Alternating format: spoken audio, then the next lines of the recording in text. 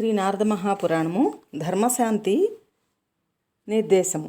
ధర్మరాజు పలికెను, వర్ణాశ్రమములకు క్రమముగా శృతులలో స్మృతులలో చెప్పిన ధర్మములను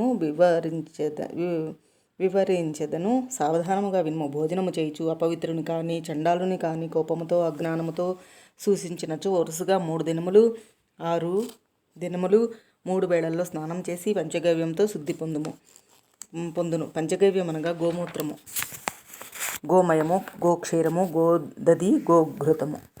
బ్రాహ్మణుడు భోజనం చేయుచుండగా మలము స్రవించినచో ఏర్పడిన అపవిత్రత తొలగుటకు పాద ప్రక్షాళనం చేసుకుని ఆచమనము చేసి 1 దినము ఉపవాసం ఉండి పంచగవ్యమును సేవించవలెను. భోజనము చేయుచున్నప్పుడు మూత్రస్రావం జరిగినచో 1 దినము ఉపవాసము చేసి నేతితో హోమమును చేయవలెను. భోజనము చేయుచుండగా బ్రాహ్మణుడు అపవిత్రుడైనచో చేతిలోని ఆహారమును భూమిపై ఉంచి స్నానము చేసినచో శుద్ధిని పొందును. ఒకవేళ ఆహారమును భుజించినచో ఉపవాసము చేసినచో శుద్ధిని పొందుము. మొత్తము ఆహారమును తీసుకొనినచో 3 దినములు ఉపవసించవలెను. భోజనము చేయుచుండగా వాంతి చేసుకునినచో అనారోగ్యముగా ఉన్నవాడు 300, ఆరోగ్యముగా ఉన్నవాడు 3000 గాయత్రీ జపములు చేయవలెను.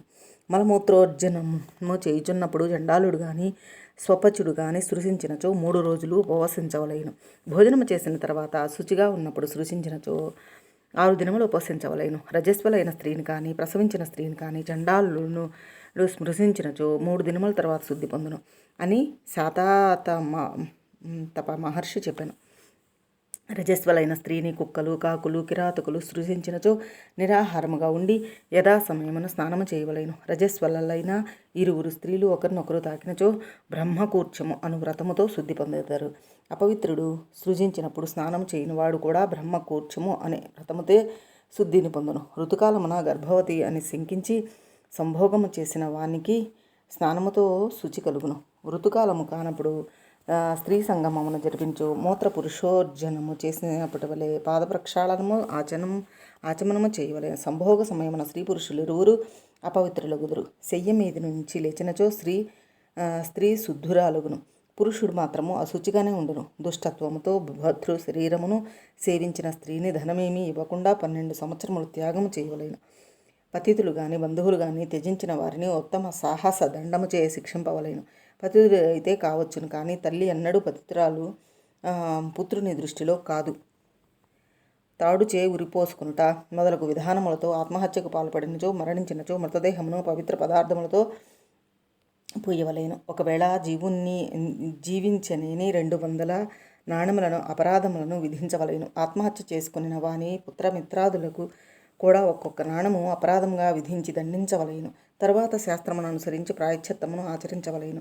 నీటిచే అగ్నిచే బంధనముచే ఆత్మహత్య చేసుకునవలెనని ప్రయత్నించి విఫలమైన వారు, సన్యాస వ్రతమును భంగము చేసి పతితులైన వారు, విషపానము చేసిన వారు, పైనుండి క్రింద పడిన వారు, శస్త్రప్రహారముచే ఆత్మహత్యకు ప్రయత్నించిన వారు ప్రాయశ్చిత్తార్హులు కారు. సమాజమున వ్యవహారమునకు యోగ్యులు కారు. అందరిచే బహిష్కరింపదగిన వారు.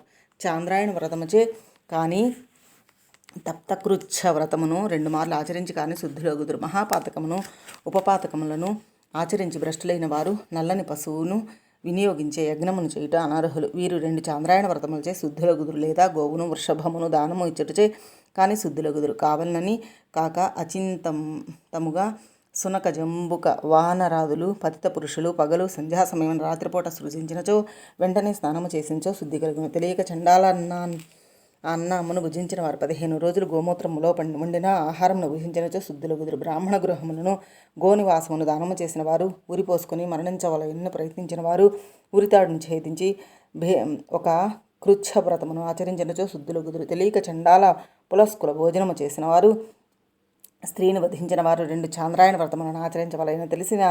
తెలిసి చేసినచో అర్ధకృచ్ఛ వ్రతమును ఆచరించవలెను. గోపాలకుల అన్నమును భుజించిన వారు, వారి స్త్రీలతో రమించిన వారు, పొందరాని స్త్రీలను పొందిన వారు, మద్యపానము చేసిన బ్రాహ్మణులు, గోమాంస భక్షణము చేసిన విపురులు, తప్తకృచ్ఛ వ్రతముచే కానీ నూనెలో తడిపిన దారములతో హోమమును చేసిన కానీ శుద్ధులగుదురు. 4 మహాపాతకములను ఆచరించిన వారు అగ్ని ప్రవేశముతో కానీ మహాకృత ప్రవేశముతో కానీ శుద్ధులగుదురు.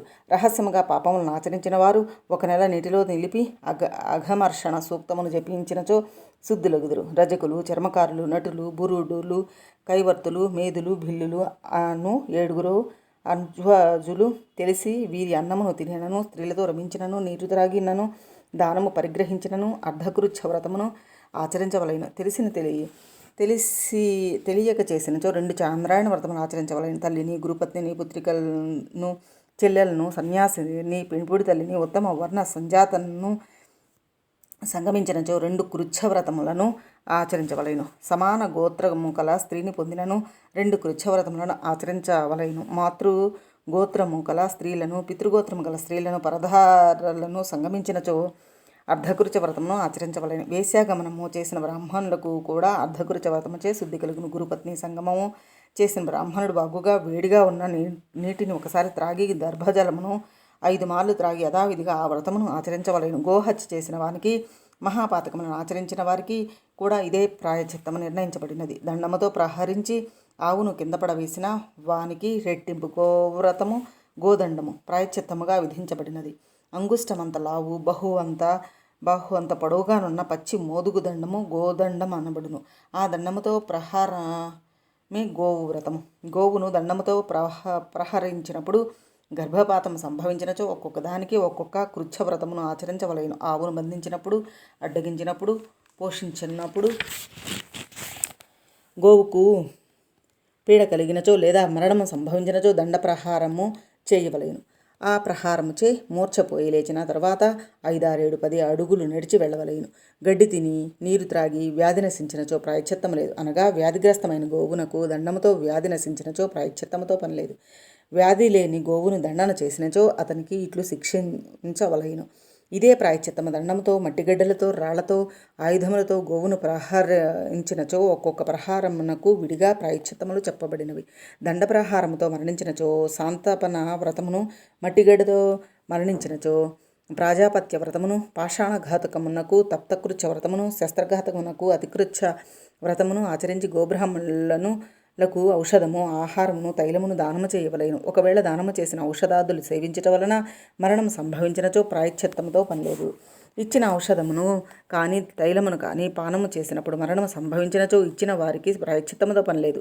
దూడలకు మందు త్రాగించుటకు కంఠమున త్రాడు కట్టుకున్నప్పుడు, సాయంకాలము రక్షణ కొరకు బంధించినప్పుడు దోషము లేదు. పాద ప్రాయశ్చిత్తమునకు కేశములను కర్తనము కత్తిరించుట చేయవలెను. 2 పాదముల ప్రాయశ్చిత్తమునకు మీసములు తీయవలెను. 3 పాదముల ప్రాయశ్చిత్తమునకు శిఖను, పూర్తి ప్రాయశ్చిత్తమునకు సంపూర్ణముగా క్షౌరము చేయవలెను. స్త్రీకి ప్రాయశ్చిత్తము చేయవలసినప్పుడు మొత్తము కేశములను పట్టుకొని 2 అంగుళములను మాత్రము కర్తనము చేయవలెను. స్త్రీలకు ఇదియే శిరోముండనము. స్త్రీలకు పూర్తిగా పాపనము కానీ వీరాసనము కానీ విధింపబడి ఉండలేదు. స్త్రీలకు గోశాలల్లో నివాసము కానీ నడుచుచున్న ఆవు వెంట వెళ్ళుట కానీ విధించబడలేదు. రాజు కానీ, రాజపుత్రుడు కానీ, విద్వాంసుడైన బ్రాహ్మణుడు కానీ పాపమును ఆచరించినచో శిరోముండనము కాక ఇతర ప్రాయశ్చిత్తములను ఆచరించవలెను. కేశ రక్షణ కొరకు రెట్టింపు వ్రతమును ఆచరించవలెను. రెట్టింపు వ్రతము ఆచరించి రెట్టింపు దక్షిణలను ఇయ్యవలెను. శృతి స్మృతులలో విధింపబడని ప్రాయశ్చిత్తమును చెప్పినచో హంతకునికి పాపము నశించదు. చెప్పినవాడు నరకమునకు వెళ్ళును. అట్లు ధర్మమునకు విఘ్నములను కల్పించు వారికి రాజదండన వలెను. ఇట్లు ధర్మ విఘాతకులను రాజు కామమోహితుడై దండించినచో అతని పాపము 100 రెట్లు పెరిగి రాజును పీడించును. ప్రాయశ్చిత్తము జరిపిన తర్వాత బ్రాహ్మణ భోజనమునకు జరిపించవలెను. 20 ఆవులను 1 వృషభమును బ్రాహ్మణులకు దక్షిణగా ఇవ్వవలెను. గోవును దండాదులచే ప్రహారము చేసినప్పుడు గాయం ఏర్పడి గడ్డిలో పుట్టిన పురుగులచే, మక్షికాదులచే గాయము పెరిగినప్పుడు అర్ధకృచ్ఛ వ్రతం ఆచరించవలెను. శక్తిని అనుసరించి దక్షిణను ఇయ్యవలెను. ప్రాయశ్చిత్తం ఆచరించి బ్రాహ్మణులకు భోజనము, కొంచెము బంగారము దానము చేసి శుద్ధిని పొందును. రాత్రిపూట చండాల స్వపచుల స్పర్శ ఏర్పడినప్పుడు రాత్రి లేనిచో వెంటనే స్నానము చేసి శుద్ధి కలుగును. స్నానముచే శుద్ధి కలుగును. ఒకవేళ స్పర్శ కలిగినచో ప్రాతకాలమున స్నానముచే శుద్ధి ఏర్పడును. తెలియక రాత్రి అంతయు చండాలాదులతో కలిసి ఉన్నచో ఆ పాపము 100 రెట్లు పెరుగును. గ్రహములు కానీ నక్షత్రములపై నుండి వెళ్ళుచున్నప్పుడు కిరణ స్పర్శ కలిగినచో జలస్నానముచే శుద్ధి ఏర్పడును. నీటి లోపల ఉన్న మట్టిని, పుట్టలోని మట్టిని, మూషిక బెల్లములోని మట్టిని, చౌడు భూమిలోని మట్టిని, మార్గములోని మట్టిని, శ్మశానములోని మట్టిని, శౌచశేషములోని మట్టిని, ఈ సప్తమూర్తికలను గ్రహించరాదు. బ్రాహ్మణుడు గట్టి ప్రయత్నముతో అయినను ఇష్టాపూర్తమును ఆచరించవలెను. ఇష్టముచే స్వర్గము, పూర్తముచే మోక్షము లభించును. ద్రవ్యమును విరివిగా దానము చేయుట ఇష్టమనబడును. తటాకాదులను నిర్మించుట పూర్తమనబడును. జీర్ణములైన ఆరామములను, దేవాలయములను, వాపీకూప తటాకములను ఉద్ధరించిన వారికి కూడా పూర్తి ఫలము లభించును. శుక్లగోవు నుండి మూత్రమును, కృష్ణగోవు నుండి పేడను, తామ్రవర్ణపు గోవు నుండి పాలను, శ్వేతగోవు నుండి పెరుగును, కపిల గోవు నుండి నేతిని తీసుకుని పంచగవ్యమును సిద్ధము చేసుకునవలేను. ఇట్లు సిద్ధము చేసిన పంచగవ్యము మహాపాతకములను నశింపచేయును. దర్భలచే, తీర్థ నది జలముచే పంచగవ్యములోని ప్రతి ద్రవ్యమును విడివిడిగా ప్రణవముతో కలుపవలేను. ప్రణవముతో పైకి తీయవలేను. ప్రణవముతో చక్కగా ఆలోడనము ఒకదానితో ఒకటి కలిగినట్లు చేసి ప్రణవముతో పానము చేయవలేను. మోదుగాకులో కానీ, రాగి కలసములో కానీ, తామరాకులో కానీ, మట్టి పాత్రలో కానీ దర్భలతో ఉంచి పానము చేయవలేను. సూతకము, అశౌచము ఒకటి వచ్చినా అది పూర్తిగా కాక మునిపే మరి ఒక సూతకము వచ్చినచో తరువాత వచ్చిన సూతక దోషమును మొదటి దానితో పోవును. జాతశౌచము, మృతశౌచము తొలగిపోవును. గర్భస్రావము జరిగినచో 3 దినములు అశౌచముండును. ఎన్ని మాసముల గర్భస్రావమైనచో అన్ని దినములు అశౌచముండును. రజస్వలైన స్త్రీ రజో దర్శనము ముగిసినప్పుడు స్నానముచే శుద్ధి పొందును. వివాహమున 7 అడుగులు నడిచటచే స్త్రీ తన గోత్రము నుండి విడిపోవును. ఆ స్త్రీకి పిండోదక కర్మలు భర్త గోత్రముచే చేయవలేను. పిండదానమునకు ప్రతి పిండమునకు 2 పేర్లతో ఇచ్చుట ఉద్దేశము కావుననే 6గురికి 3 పిండములు ఉంచవలేను. ఇట్లు చేసినచో దాత మోహమును చెందడు. మాత తన భర్తతో 1000 సంవత్సరములు పిండములను భుజించును. అట్లే పితామహి కూడా తన భర్తతో 1000 సంవత్సరములు భుజించును. ఇట్లే ప్రపితామహి కూడా అని తెలియవలేను. తల్లిదండ్రులకు ప్రతి సంవత్సరము శ్రాద్ధమును జరపవలేను. దేవతారహితముగా శ్రాద్ధము జరపవలేను. ఒక పిండమును అర్పించవలేను. నిత్యము, నైమిత్తకము, కామ్యము, వృద్ధి, శాస్త్రము, పార్వణము అని శ్రాద్ధము 5 విధములు. గ్రహణ సమయమున, సూర్య సంక్రమమున, పర్వదినమున, ఉత్సవ దినమున 3 పిండములను ఉంచవలేను. అబ్దికమున 1 పిండమును ఉంచవలేను. వివాహము కాని కన్యకు పిండదానమున, సూతకమున విడిగా గోత్రం ఉండదు. వివాహమైన తర్వాత పేరు గోత్రముండును. ఆ వర్ణముతో కన్యా వివాహం జరుగునో ఆ వర్ణముతో సూతకము, పిండోదకములు జరుగును. వివాహము జరిగిన తర్వాత 4 దినము రాత్రి నుండి కన్య భర్త గోత్రముతో ఏకత్వమును పొందును. మరణించిన దినమున కానీ 2, 3, 4వ దినములలో హితబద్ధులైన బంధువులు ఆస్తి సంచయనమును చేయవలేను. వర్ణానుక్రమముగా 4, 5, 7, 9 దినములలో అస్థి సంచయనము చేయవలైనని చెప్పబడినది. చనిపోయిన తర్వాత 11వ దినమున వృషభమును వదిలినచో మృతుడు ప్రేతలోకము నుండి విడివడి స్వర్గలోకమున చేరును. నాభి మాత్ర జలమున నిలిచి హృదయమున ధ్యానము చేయవలేను. ఓ పితృదేవతలారా, మీరొచ్చి జలాంజలను స్వీకరించుడు. 2 చేతులను దగ్గరకు చేర్చి నీటితో నింపి గోశృంగ పర్వతము పైకి హస్తములు తెచ్చి నీటి మధ్యలో విడవవలేను. నీటిలో దక్షిణముఖముగా నిలిచే జలమును ఆకాశమున చల్లవలేను. ఆకాశము పితృస్థానము, పితరుల దిక్కు దక్షిణము. జలములు దేవగణములు, జలములే పితృగణములు కావున పితరుల హితములను కోరువారు పితరులను జలతర్పణము చేయవలేను. పగలు సూర్యకిరణములచే తప్తములై, రాత్రి నక్షత్రములచే, వాయువుచే, మధ్యకాలమున 2 జలములను పవిత్రములో అగుచున్నవి. సహజముగా జలము కలశములో ఉన్నను భూమిపైనున్నను సర్వదా పవిత్రమే. దేవతలకు పితరులకు జలాంజలి ఇయ్యవలేను.